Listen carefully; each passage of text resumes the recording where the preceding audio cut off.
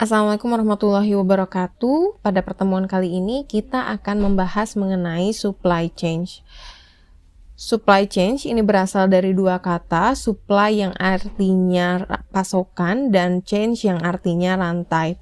Nah, supply chain ini dia menggambarkan perjalanan barang dari hulu sampai ke hilir ya, dari mulai barang ini sebelum dibuat dia pasti disuplai gitu ya, bahan bakunya oleh supplier sampai dengan diterima oleh konsumen akhir. Nah, tahapan dari supply chain ini dia terbagi ke dalam 5 tahap. Yang pertama ada supplier ya, kemudian di pabrik, untuk selanjutnya di distributor, kemudian di tingkat pengecer atau grosir, dan yang terakhir di pelanggan. Supplier ini tentunya bertugas untuk mensuplai raw material ke pabrik ya. Kalau misalkan pabriknya dia pabrik kain, maka raw material yang disuplai adalah benang ya. Nah, kemudian di pabrik ini dia bertugas untuk mengolah si raw material tadi menjadi sebuah produk. Kemudian nantinya produk-produk ini akan didistribusikan dulu pada umumnya ke distributor ya. Setelah dari distributor ini baru ke penjual. Penjual ini bisa grosir, bisa juga dia pengecer ya. Terakhir, ini barang tersebut dibeli oleh kita. Jadi supply chain ini merupakan jaringan organisasi dan proses bisnis untuk pengadaan barang mentah, mengubah barang mentah tersebut menjadi barang setengah jadi ataupun barang jadi, kemudian mendistribusikan si barangnya ini kepada pelanggan. Supply chain management ini memungkinkan perusahaan untuk membuat model mengenai rantai pasoknya yang telah ada dan menghasilkan sebuah forecasting permintaan produk dan mengembangkan pengadaan optimal dan rencana manufaktur. Mengapa kita memerlukan supply chain management? Mungkin jika kita merupakan atau perusahaan itu merupakan sebuah perusahaan kecil, pemasoknya juga sedikit gitu ya, suppliernya. Kalau misalkan saya punya konveksi kecil-kecilan, mungkin supplier saya ya hanya satu gitu, toko benang aja. Nah, kemudian koordinasi terkait pesanan, penerimaan pesanan, kemudian pengiriman barang, entah itu dari supplier ke kita gitu, ataupun kita kepada distributor kita atau kepada pengecer, karena kita masih perusahaan kecil, tentunya masih sangat mudah, masih bisa melalui handphone gitu ya, atau melalui email. Nah, bagaimana jika kita bandingkan dengan perusahaan dengan skala yang lebih besar? Perusahaan yang skalanya lebih besar tentu memproduksi barang ataupun jasa yang lebih kompleks ya. Dia membutuhkan misalkan pabrik makanan gitu ya. Nah, pabrik makanan ini tentunya dia memiliki banyak sekali supplier. Entah itu supplier kemasannya gitu, kemasan plastiknya, kemudian bahan bakunya, di mana bahan bakunya juga tidak sedikit gitu. Ataupun barang-barang lainnya gitu ya. Nah, biasanya perusahaan-perusahaan besar ini dia memiliki ratusan pemasok, karena bisa saja untuk satu itemnya sendiri, misalkan untuk kemasan nih atau untuk bahan pangannya, ini nggak cukup gitu, ternyata hanya dari satu supplier. Jadi untuk item yang sama saja dia bisa mendapatkan barang tersebut dari beberapa supplier. Nah, bagaimana cara mereka untuk mengkoordinasikan para pemasok ini? Nah, oleh karena itu dibutuhkanlah suatu manajemen sistem yang disebut dengan supply chain management. Nah, supply chain management ini akan membantu perusahaan dalam mengelola 3 aliran. Yang pertama adalah barang, kemudian informasi, dan yang terakhir adalah uang. supply chain yang baik adalah bagaimana si supply chain management ini dapat mengelola informasi ini dengan baik, di mana diharapkan nantinya perusahaan ini dapat mengirimkan dan mendistribusikan barangnya ini dengan cepat dan tepat waktu. Berikut adalah top supply chain player pada tahun 2019 menurut Gartner. Kalau kita lihat di sini ada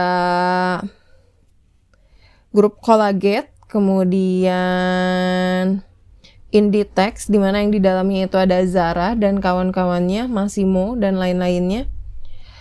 Kemudian yang ketiga ini adalah Nestle. Terdapat dua aspek penilaian yang dilakukan oleh Gartner untuk menentukan perusahaan itu memiliki SCM yang baik. Yang pertama adalah aspek kualitatif dan yang kedua adalah aspek kuantitatif.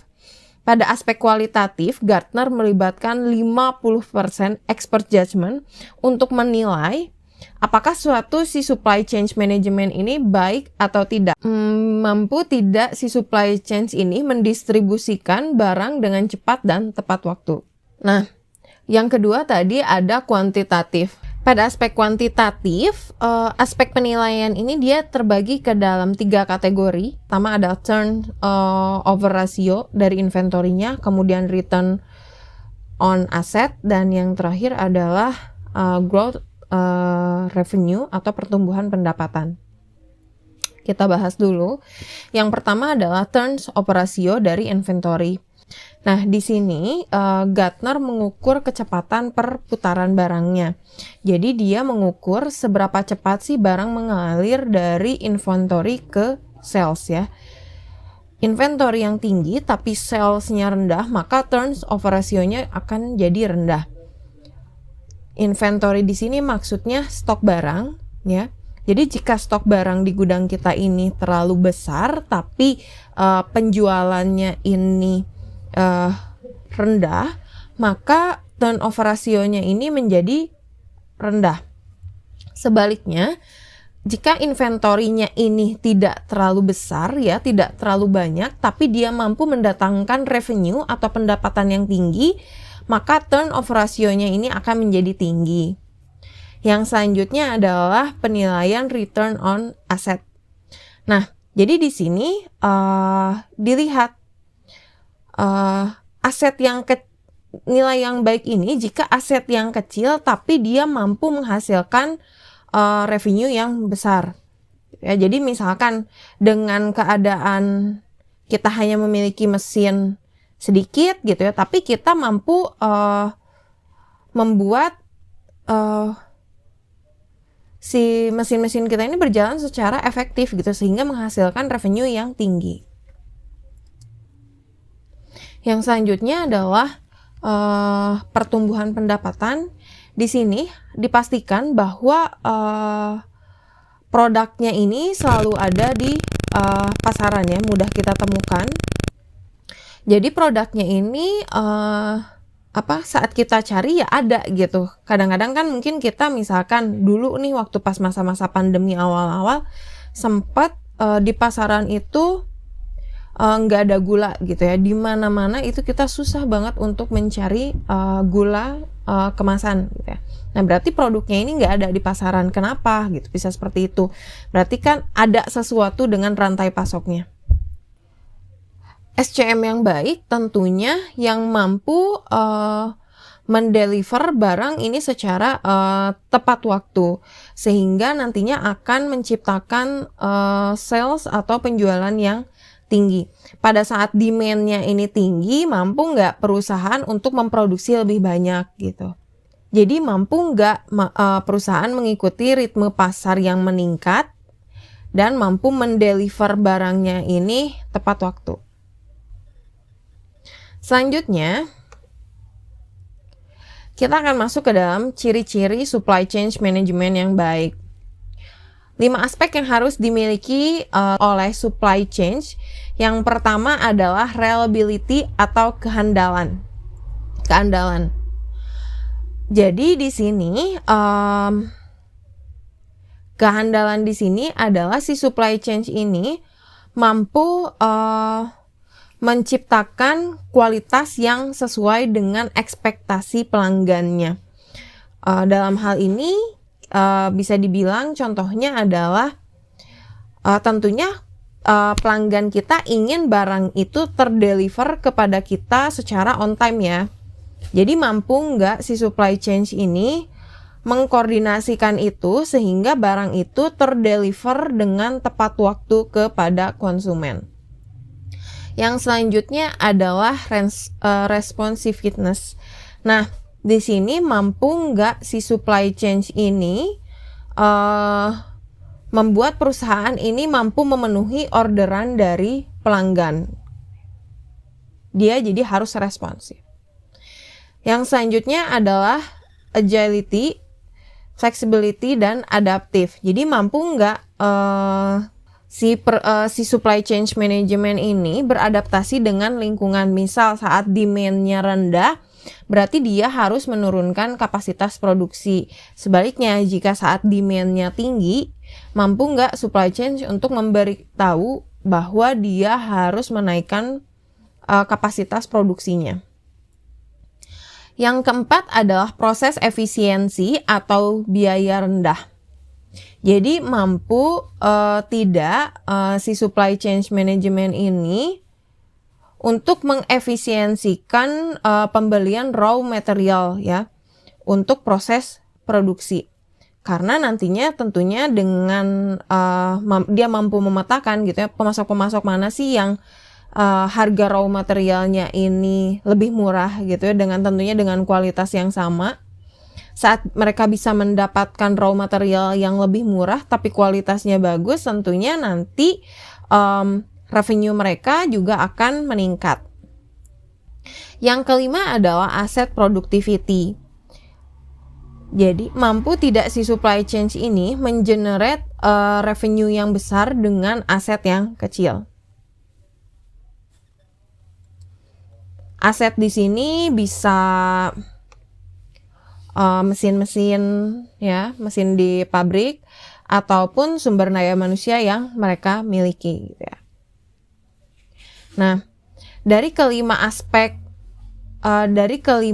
ciri-ciri tadi sebenarnya kita dapat melihat bahwa untuk reliability, responsiveness, dan agility ini dia lebih mencerminkan kepentingan dari pelanggan ya.